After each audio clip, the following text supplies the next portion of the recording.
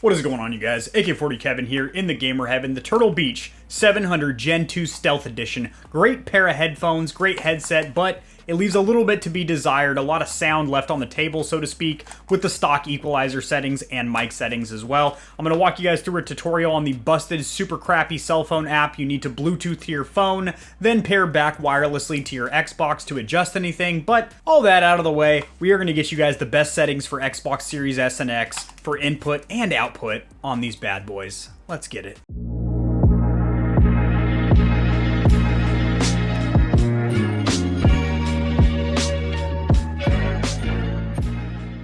Alrighty guys, Turtle Beach 700 Gen 2's great headphones, but I will say probably the worst application I've ever used to control a peripheral. Why do I say that? Well, first of all, my hopes were pretty low when I saw it had a 2 out of 5 star review out of 670 reviews. That's on the iOS. The Android store is not much better over there at Google. So you have to unpair these from your Xbox via the 2.4 gigahertz connection, then you have to Bluetooth these to your phone.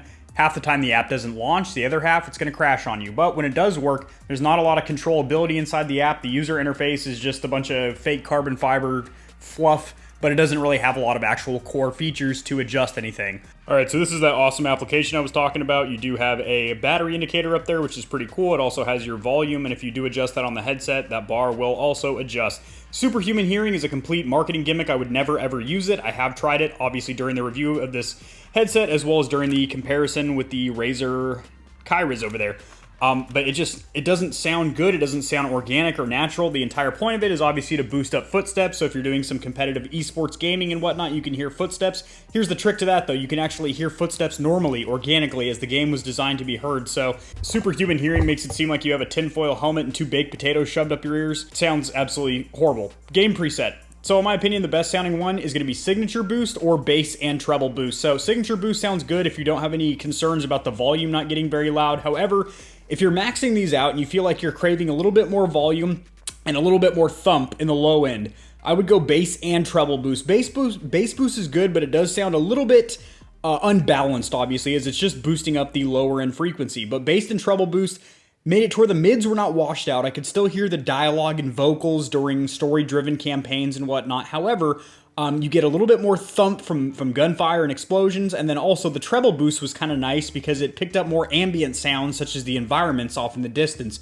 Vocal boost is the worst mode on here. I would not use it at all. What it does is lowers the bass and treble and boosts up the mids, which sounds completely hollow, tinny, and flat. Now custom over here allows you to set your own equalizer. To adjust this, you can either long press on it or swipe over and press this little button right here. But this is a very, very bad equalizer. Instead of having different frequencies that actually shows you what the frequency is and maybe having 5 to 7 bars, you have 3. You have treble, highs, bass, your lows, and then game dialogue, which is indeed your mids. I'm not messing with that. Mic monitor, in case you like to hear yourself replayed through your headset. I personally don't like mic monitoring, but that's personal preference. If you do like it, you can adjust the sensitivity of it right here. Chat boost will put a low decibel boost in the background, so if you're a very soft-spoken person, or you keep your mic kind of away from your mouth a little bit, then that is a good option for you. Now this is actually pretty cool on the next window over here. This allows you to set the functionality of the button and the accessory slider wheel on here. So for me, I like it to adjust the chat volume. So the blend between my game sound and my chat, whether I'm using,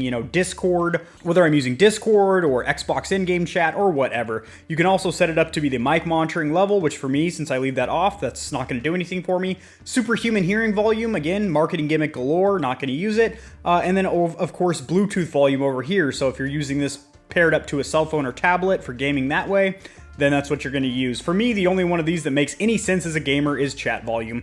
Coming over here, the button can be set as turning Superhuman Hearing on and off, switching through the game presets, which is generally what I set it at, and that way you'll scroll through the 5 onboard equalizer modes. Mic noise gate, which is actually kind of cool. We'll cover that in just a minute. Puts on a noise gate filter, so any sounds in the background that might be picked up, such as humming from your refrigerator or whirring from a ceiling fan, will be cut out, and once your voice hits a certain threshold, it'll start recording you. And then turning chat boost on and off, so if you get real quiet every once in a while to whisper sweet nothings into your chat's ear, you can go ahead and turn that on for a little ASMR action. Now this is for the actual interface of the headset. If you like to hear the little beeps and tones, you can turn that up or down. And same thing, the female voice that whispers into your ear canals every once in a while. You can adjust her as well. And microphone settings. Nope, there isn't any. I told you this is a really piss poor app. Also, another reason I don't like this app, if you hit update available here, guess what? You can't update through this app over Bluetooth. I don't understand why. What's the point of having this application? You have to plug it into your PC and update the drivers that way via USB-C, then repair to finalize in this app, and then pair to your Xbox. Turtle Beach, I've gotta say, fantastic hardware with the 700 Stealth Gen 2, piss poor software. It actually, I'm not gonna say ruined my experience with these bad boys, but it was one of the deciding factors during the comparison between these two Xbox Series S and X headsets that made this $100 headset shine over this $150 headset. There's three very important components when it comes to any gaming peripheral: keyboard, mice, headset, controller. One is ergonomics and comfort. How does it feel on your head or in your hands? You're going to be holding it for hours. So how does it feel? They both feel great. Software support. So how does the software back up the features of the hardware to actually make it easy to use and showcase the features of the product? Not good on the Turtle Beaches. And last but certainly not least is long-term durability and customer support. So are these going to last for you? Or if they do have a tendency to break, how's the customer service? Are they going to replace these things for you? And the answer is yes to both. 3 years with Turtle Beach, 2 years with Razer. Back to making our headset sound pretty. We're gonna go into the settings here. In case you don't know how to get to settings on an Xbox, press the home button, go all the way to the left and go down to settings. Now we're gonna go into the general tab and we're gonna come down to volume and audio output. Now what we're concerned about over here is headset audio. You have options for stereo uncompressed, which I will say, if you are some kind of competitive esports athlete, and I don't mean like you won a tournament, you know, at your local Barnes & Noble or something like that. I mean, you're legit, like you compete, maybe for cash.